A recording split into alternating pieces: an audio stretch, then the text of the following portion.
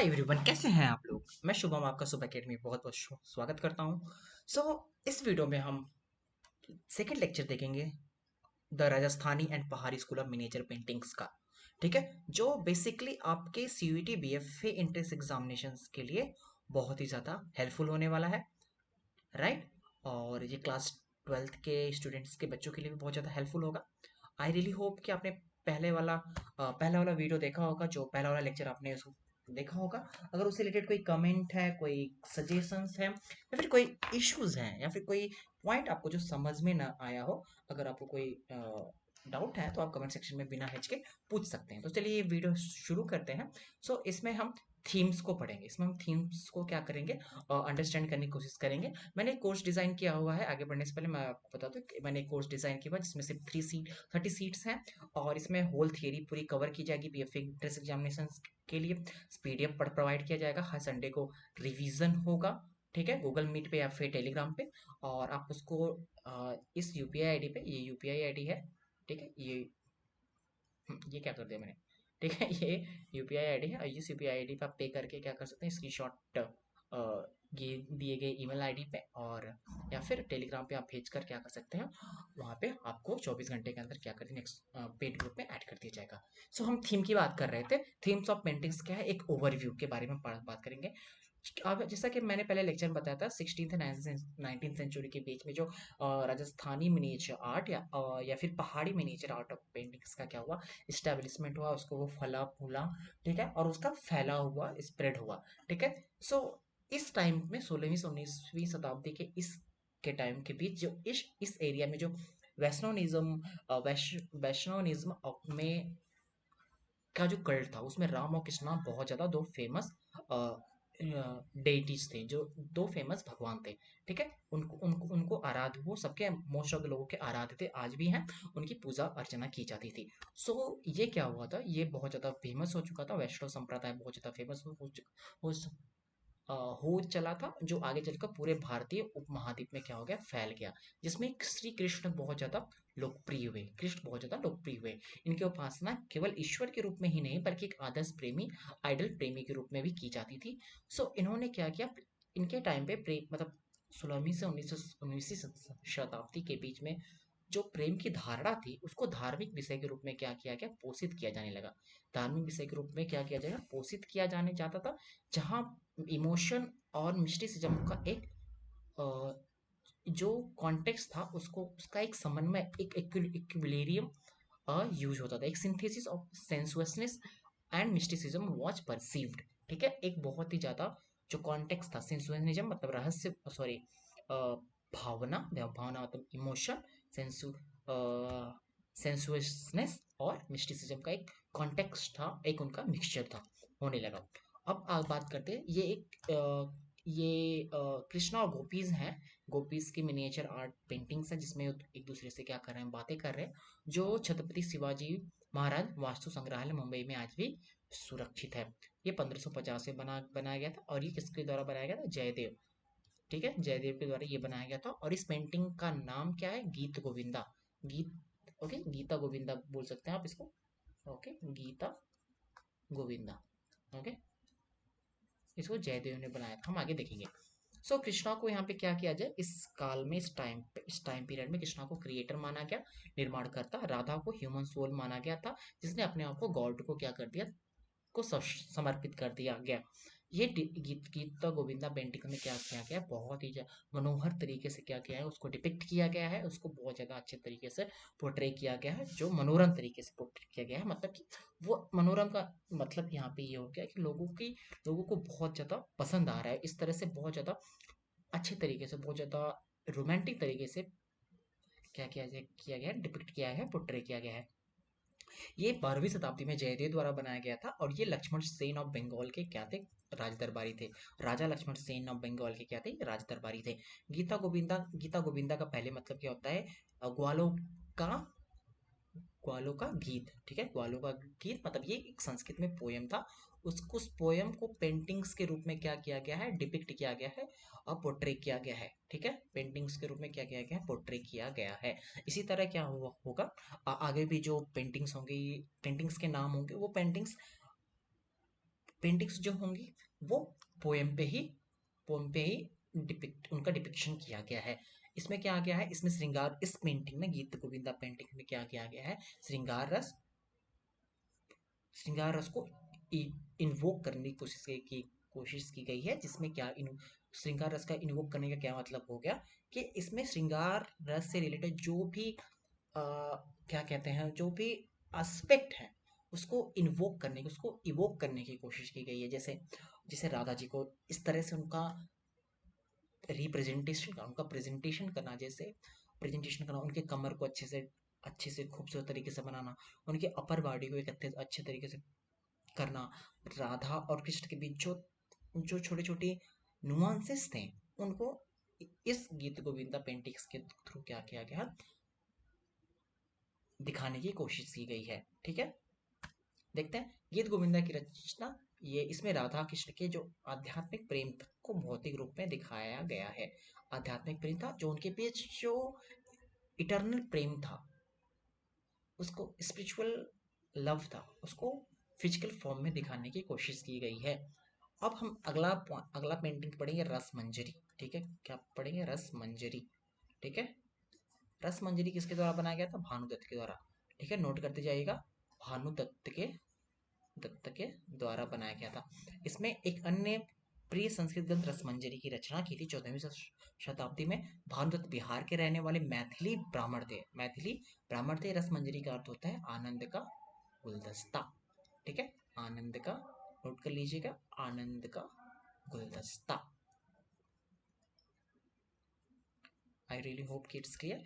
इस संस्कृत ग्रंथ में रसों के वर्णन के साथ साथ नायक, पुरुष एवं नायिका के भेद का भी वर्णन मिलता है। जैसे उम्र के अनुसार एक लड़की का बाल कैसा होगा, एक लड़की का बाल कैसा होगा, टीन एज में एक लड़का किस तरह से दिखेगा, यानी उसकी हल्की की मूछें आनी शुरू हो जाएंगी, हल्की की दाढ़ी आना शुरू हो जाएगा, हाइट अच्छी हो जाएगी। ठीक है, और प्रौढ़ावस्था में एक, और मतलब टीन एज में एक लड़की कैसी हो जाएगी, उसकी अपर बॉडी का विकास होगा, उसकी कमर का विकास होगा, उसके बाल काफी खूबसूरत हो जाएंगे, और नए नक्श में क्या होगा, बहुत ही ज्यादा जो नेचुरल ब्यूटी निखर के आती है, उसको रस मंजरी के थ्रू क्या किया गया है, डिपिक्ट, पोर्ट्रे करने की कोशिश की गई है।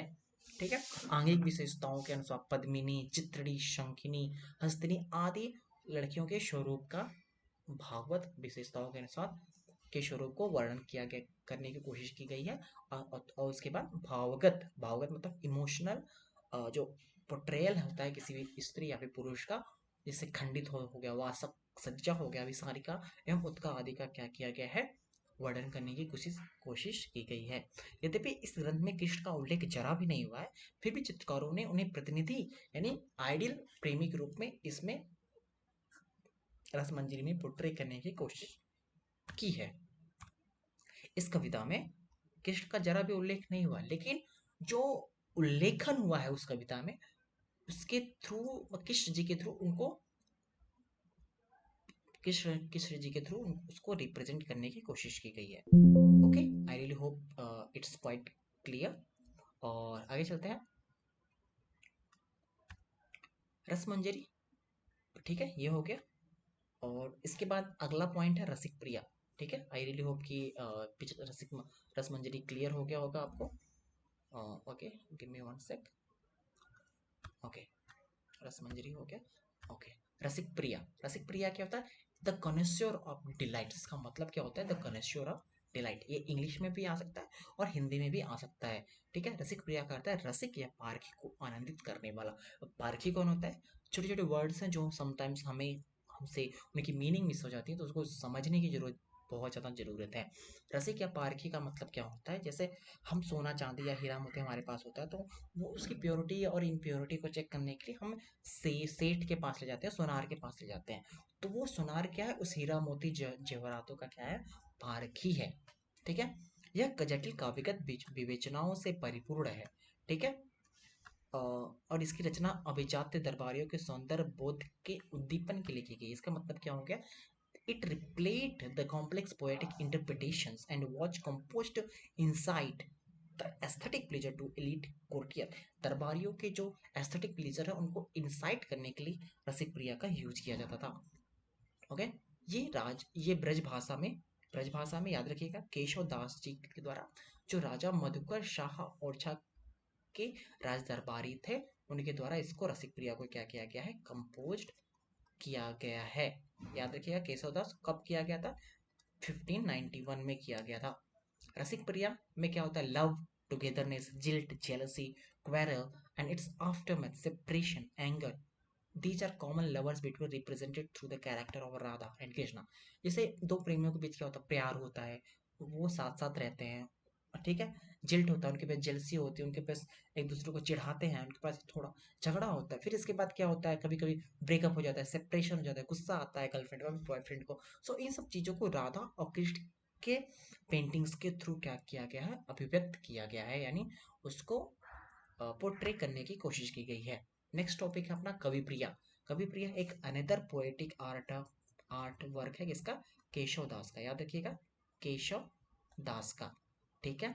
ये राय परवीन के ऑनर में लिखा गया है, राय परवीन के ऑनर में लिखा गया है, जो ओरछा के कोर्टियंस को कोर्टिसंस थे। कोर्टिसंस का मतलब क्या होता है, मतलब दरबारी थे। It is tale of love and its 10th chapter evocatively titled ब्रह्म बारह मासा। ये क्या है, एक लव स्टोरी है, और इसके 12वें चैप्टर, इसका जो 10वां चैप्टर है उसको 12 मासा नाम दिया गया है। 12 मासा का मतलब क्या होता है, वर्ष के 12 महीने के सबसे अस्थायी चरमोत्कर्ष वर्णन के साथ इसमें संलग्न है। मतलब it's most enduring climatic description of the 12 months of the year. जो 12 महीने कैसे कैसे क्या करते हैं, उनका जो डिस्क्रिप्शन होता है, 12 महीने किस तरह से बिहेव करते हैं, और किस तरह से उनका अस्थाई जो उनका 12 महीनों में अलग अलग जो मौसम की स्थिति होती है, ठीक है, उसका वर्णन इसमें किया गया है। While illustrating the daily life of people in different seasons, alluding to festival falling, therein Keshav Das describe how the Nayika prevails upon the Nayaka not to leave her and proceed on a journey। इसमें क्या होता है, विभिन्न मौसम में लोगों के दैनिक जीवन का चित्र किया है केशवदास ने, और उसमें पड़ने वाले त्योहारों की वजह से क्या को की ओर इशारा करते हुए केशवदास लिखते हैं कि कैसे नायिका नायक को उसको उसे न छोड़ने और आगे बढ़ने के लिए राजी न जाने के लिए, नॉट टू लीव हर और प्रोसीड ऑन अ जर्नी, और उसको उसको छोड़कर न जाने के लिए क्या करती है, मनाती है, ठीक है। जैसे अब क्या होता है, कोई त्योहार में किसी का हस्बैंड या फिर आसपास के लोगों में आपने आपने ये ऑब्जर्वेशन किया होता है किया होगा, या फिर कर रहे होंगे कि आपके घर में ही कोई ना कोई होगा जो बाहर जाता है कमाने, उसकी वाइफ उसकी माता घर में रह जाती हैं, अकेले रह जाती हैं, तो वो लोग जब आते हैं, वो जब आते हैं तो उनकी वाइफ या फिर उनको नहीं जाने देती हैं, ठीक है, उनको रोकने की कोशिश करती है, ठीक है।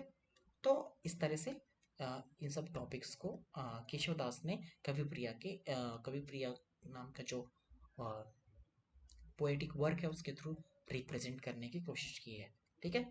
सो इस वीडियो में हम सिर्फ कवि प्रिया तक कंप्लीट करेंगे, और क्योंकि मैं वीडियो छोटा छोटा ही बना रहा हूँ ताकि वीडियो ज़्यादा लंबा ना हो, नेक्स्ट टॉपिक में हम बिहार सतसई के बाद अदर टॉपिक्स को भी हम कंसीडर करने की कोशिश करेंगे, और देखेंगे छोटे छोटे नुआंसेस जो हैं पेंटिंग्स के, जो राजस्थानी एंड पहाड़ी मिनिएचर ऑफ आर्ट्स के पेंटिंग्स में छोटे छोटे नुआंसेस हैं, उनको हम अंडरस्टैंड करने की कोशिश करेंगे।